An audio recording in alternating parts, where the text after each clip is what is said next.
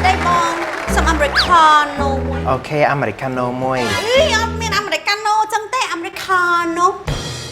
នៅខ្មែរគេហៅថា Americano ចឹងដូចគ្នាហ្នឹង អត់ទេបើនិយាយខុសពាក្យចឹងបើតែគេស្ដាប់មកយល់ អូខេ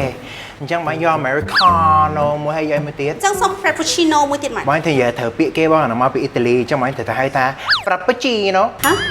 Frappuccino អត់ត្រូវទេបងហៅត្រូវទេអញ្ចឹងខ្ញុំមកលក់ឲ្យណាហៅត្រូវ Frappuccino បាយរករឿងខ្ញុំមិនអត់ខ្ញុំមកយល់ហ្នឹងឯងចឹង រឿងមិនខ្ញុំចង់ហៅត្រូវពាក្យឥឡូវហៅត្រូវពាក្យហ្មងមក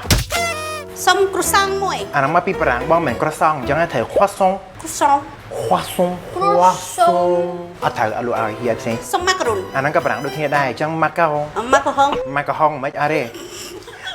បាយសាំញ៉ាំមួយយប់ហ៎ អូពីណាគេអ្នកចាប់ដើម Americano នេះ មកខ្ញុំចេះតែពាក្យហ្នឹង អូចេះតែពាក្យហ្នឹងអូយធ្វើហឹកមែនចាប់បើចេះតែពាក្យហ្នឹងសងអត់ចេះបារាំងអីចឹង អត់ អ៊ីតាលីអត់ចេះដែរ អត់ អូយចឹងហឹកមែនឥឡូវយក Americano ឬក៏យក Americano យក Americano បងក៏មានញ៉ៃមួយខ្ញុំពេកខ្ញុំពងមួម៉ៅផងម៉ាស៊ីនកាហ្វេខ្ញុំចិត្តខូចផងមកស្អែកមានអីលក់អត់ទេនេះ ហើយម៉ាស៊ីនកាហ្វេខូចមិនកំព្រមទិញថ្មី មានលុយណាទៅទិញគេទាំងដុលអញ្ចឹងម៉ាស៊ីនកាហ្វេថ្លៃណា តែលើធនាគារជា Trust Royal អត់ទេ ថៃមិនដែលខ្ញុំប្រើជា Trust Royal ហ្នឹងហើយ ហើយចាំមាន credit card អត់ទេ មាន ចាំមិនកំព្រមធ្វើ installment ទៅ អូខ្ញុំខ្ជិលទៅធនាគារលើកមុនខ្ញុំគ្រាន់តែទិញស្អីម៉ាស៊ីនណានោះត្រូវទៅធនាគារទៅអីខ្ជិលណា អត់ទេគេមានត្រូវការទៅធនាគារណាធ្វើតាម app បានតើ ធ្វើ installment តាម app បានដែរជា Trust លើហ្នឹង បានលើមុនទៅធនាគារទៅបើកកាតមែន ចាហ្នឹងហើយ បើត្រូវបើកកាតគឺត្រូវទៅធនាគារអញ្ចឹងហើយតែបើថាត្រូវការ installment គឺធ្វើតាម app បានហើយ ធ្វើ installment តាម app ហ្មងទៅចឹង ហ្នឹងឯងលឿនរហ័សឲ្យតន់ចិត្តទៀតយើងចង់ installment 3ខែក៏បាន6ខែក៏បាន9ខែក៏បាន12ខែក៏បានដែរ ចាអូខេចឹងខ្ញុំធ្វើ installment តាម app ហ្មងចា ហ្នឹងហើយសុំ Americano ហើយ latte